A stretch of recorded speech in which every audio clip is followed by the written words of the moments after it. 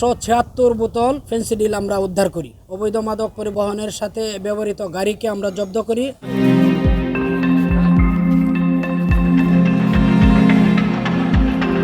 চুয়াডাঙ্গা জেলা পুলিশ কর্তৃক বিভিন্ন সময়ে মাদক চোরাচালান, অবৈধ চোরাচালানের বিরুদ্ধে আমরা বিভিন্ন সময়ে অভিযান পরিচালনা করে থাকি।